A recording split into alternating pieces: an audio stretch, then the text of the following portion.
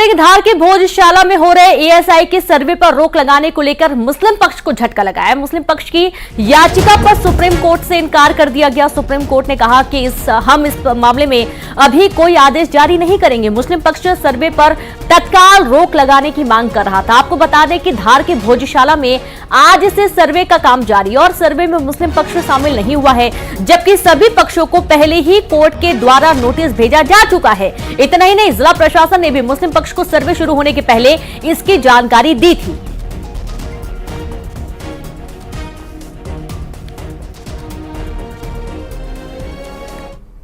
में मुस्लिम पक्षकारों को फिलहाल सुप्रीम कोर्ट से राहत नहीं मिली। सुप्रीम कोर्ट में मुस्लिम पक्षकारों की तरफ से यह मांग की गई थी कि जो भोजशाला में आज से सर्वे शुरू हो रहा है उस पर तत्काल रोक लगाई जाए, लेकिन विष्णु शंकर जैन है जो इस पूरे मामले में कैविएटर है। सर, आज सुप्रीम कोर्ट में मुस्लिम पक्षकारों की तरफ से याचिका दाखिल की गई और ये कहा गया कि इस पर रोक लगाई जाए। सुप्रीम कोर्ट ने क्या कहा? कोर्ट ने इस पर भी कोई सुनवाई करने से मना कर दिया और कोर्ट ने कहा कि आज हमारे पास काफी ऑलरेडी प्रायर मैटर्स लगे हुए हैं, इसलिए आज इसकी अर्जेंट सुनवाई करना बहुत मुश्किल है।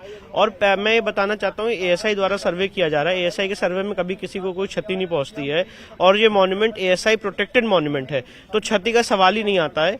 और उन्होंने उसको कोर्ट की हियरिंग के दौरान इसको कहा भोजनशाला, तो उसको करेक्ट किया गया कि ये भोजनशाला नहीं, ये भोजशाला है। ये भी जानकारी नहीं है कि वो एक्चुअल में है क्या? है क्या, तो भोजशाला है जहाँ पे इस समय सर्वे हो रहा है। ये सारी बातें कोर्ट के सामने क्लैरिफाई की गई और कोर्ट ने उनको अर्जेंट हियरिंग देने से मना कर दिया। तो आपको नहीं लगता परिणाम ये है कि वहाँ पे सर्वे जो चल रहा है सुबह 6 बजे से वो चलता रहेगा। तो आपको नहीं लगता कि सर ये डिले करने की कोशिश है? हालांकि ये भी नहीं पता कि वो भोजशाला है या भोजनशाला है। सुप्रीम कोर्ट के जज उनके वकील को करेक्ट कर रहे हैं कि वो है क्या? जी बिल्कुल। अब देखिए, अब ये तो उनकी अपनी लीगल टीम की अपनी बातें हैं, पर मेन बात यह है कि वहाँ पे जो सर्वे है वो चलता रहेगा, उसमें कोई रोक नहीं है।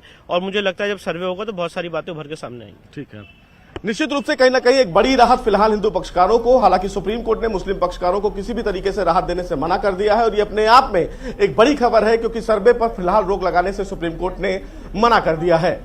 सुशील पांडे, न्यूज 18, दिल्ली। तो देखिए कि धार की भोजशाला का जो विवाद है वो सदी पुराना है। धार भोजशाला में मौजूद प्रमाण इस बात के गवाह हैं कि यहां पहले बागदेवी सरस्वती मंदिर था और इसे तोड़कर बाद में कमाल मौलाना मस्जिद दरगाह बनाया गया। इतना ही नहीं, भोजशाला परिसर में पहले अक्कल कुइया नाम से एक कुआं हुआ करता था, जिसे अब मुस्लिम वर्ग के लोग आबे जमजम का पानी बोलते हैं। भोजशाला के खंभों पर हिंदू देवी देवताओं की मूर्तियां हैं और छत पर अष्टकमल बना हुआ है। परिसर में विशाल यज्ञ कुंड है और माना जाता है कि राजा भोज के समय से यहां यज्ञ होता था। इसके साथ ही काल सर्प यंत्र और नागमणि बंद यंत्र भी यहां पर मिला है। इसके साथ ही अब तक के सर्वे में जो शिलालेख मिले उन पर पाली भाषा में ओम नमः शिवाय, ओम सरस्वती नमः और सीताराम शब्द लिखा हुआ है।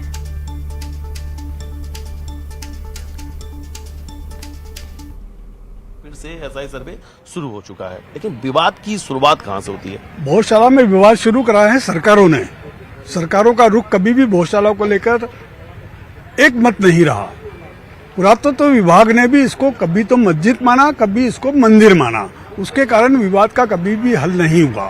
1960 में मुस्लिम समुदाय इस मामले को लेकर कोर्ट में गया था। तब सेंट्रल में और स्टेट में कांग्रेस की सरकारें थी। तब स्टेट में कैलाशनाथ काटजू मुख्यमंत्री थे। उनके टाइम में जो हलफनामा दिया था उसमें इसे मंदिर बताया गया था।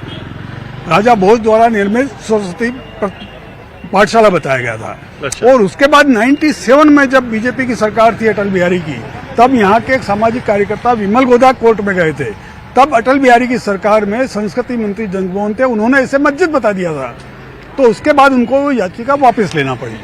अब जब सरकारों से मामला हल नहीं हुआ तो अंततः फिर इसको justice for Hindu front for वो कोर्ट में ले गया अयोध्या की तर्ज पे। और अब हाई कोर्ट ने इस पर सर्वे का ऑर्डर दिया है। सर्वे भोजशाला का होगा वो अपनी जगह है, लेकिन मेन बात है कि भोजशाला के 50 मीटर बाहर की परिधि तक का सर्वे होगा और उसमें तमाम मुस्लिमों के मॉन्यूमेंट बने हुए हैं, दरगाह बनी हुई है, मस्जिदें बनी हुई है और कब्रिस्तान बना हुआ है। अगर उनकी खुदाई के नीचे कोई हिंदू अवशेष मिलते हैं तो फिर विवाद की स्थिति बन सकती है। अच्छा सर, जहां आप खड़े हैं इसके ठीक पीछे लिखा हुआ है कि गर्भगृह में स्थित राज्य चिन्ह, अष्टकमल, तमाम अलग अलग इसमें सर ये देखिए यहाँ पे जो तस्वीर लगाई गई है भोजशाला के ठीक बाहर जो सरस्वती मंदिर है ना जी, ये जो आप देख रहे हैं ये 1905 का जो सर्वे जिसको कहा जा रहा है वो है। 1905 में केंद्र सरकार ने इसको पुरातत्व संरक्षित महत्व की घोषित की थी, तब यहाँ पर खुदाई हुई थी।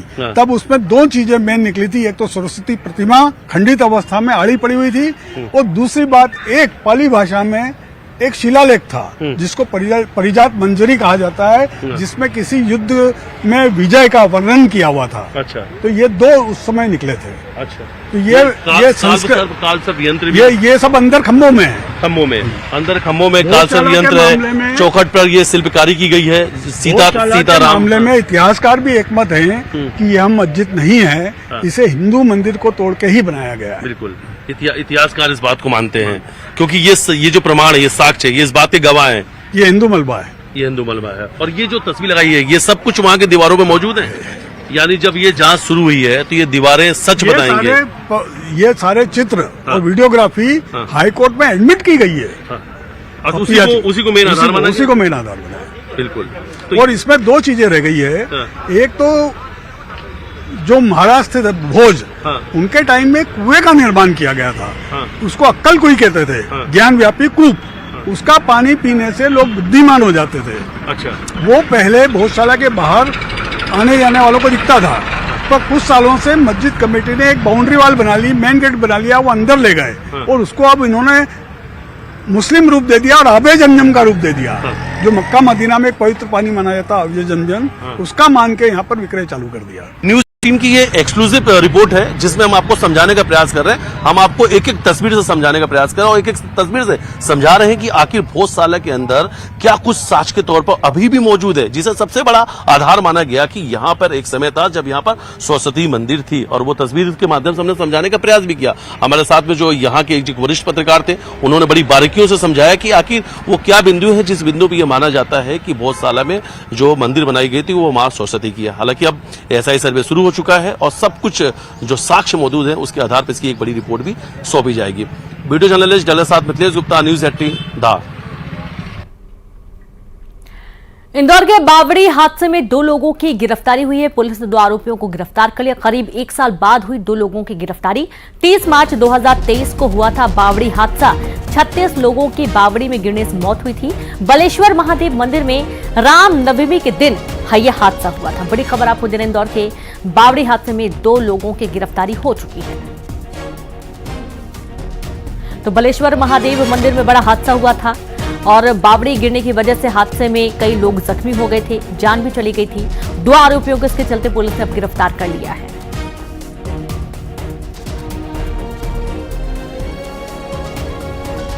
तो 30 मार्च 2023 को ये बड़ा हादसा हुआ था जहां 36 लोगों की बावड़ी में गिरने से मौत हुई थी और कई लोग गंभीर रूप से घायल हुए थे।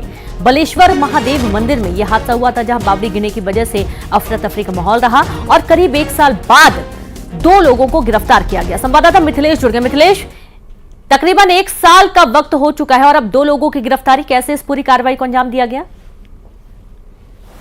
साल से ये पूरी जो कार्रवाई वो चल रही थी, 1 साल से जांच चल रही थी और जांच भी कई बार सवालों के कटघरे में रही, क्योंकि एफआईआर दर्ज होती है, गिरफ्तारी नहीं होती है, उसके बाद जांच अधिकारी बदल दिए जाते हैं, जो जांच रिपोर्ट जिसको सौंपनी थी उस पर भी कार्रवाई होती है। तो इस 1 साल में बहुत कुछ हुआ, लेकिन आज 1 साल के बाद में इसमें बड़ी कार्रवाई हुई है। 2 जो अध्यक्ष है वहाँ के और जो सचिव थे, दोनों को वहाँ पे जो नाम दर्ज एफआईआर हुई थी, दोनों को अरेस्ट कर लिया गया है। और इस पूरे बावड़ी हादसे में रामनवमी के दिन ये हादसा हुआ था बेलेश्वर महादेव मंदिर में।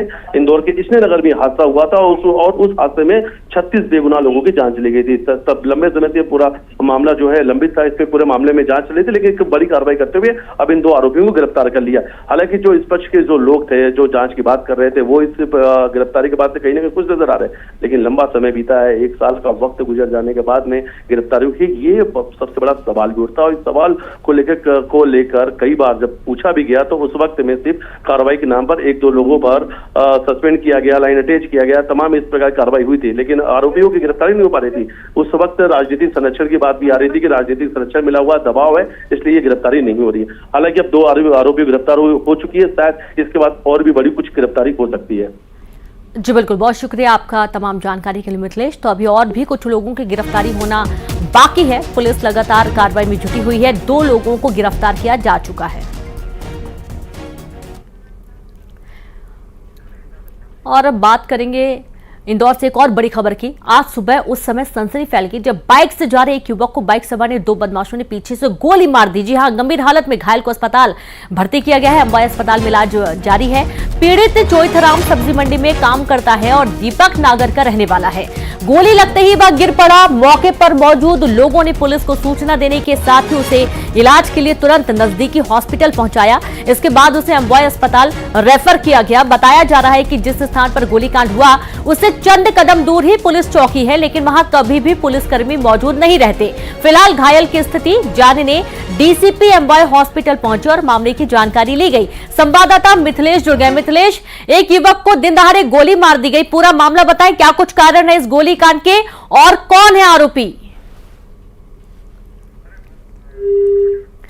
तो हम फिर से बात करने की कोशिश करेंगे। आप ये देखिए, इंदौर में बदमाशों की करतूत का एक और नया मामला सामने आया है, जहां पर बाइक से जा रहे एक युवक को बाइक सवार ने पीछे से गोली मार दी बदमाशों ने। गंभीर हालत में घायल को इलाज के लिए अंबाई हॉस्पिटल रेफर किया गया।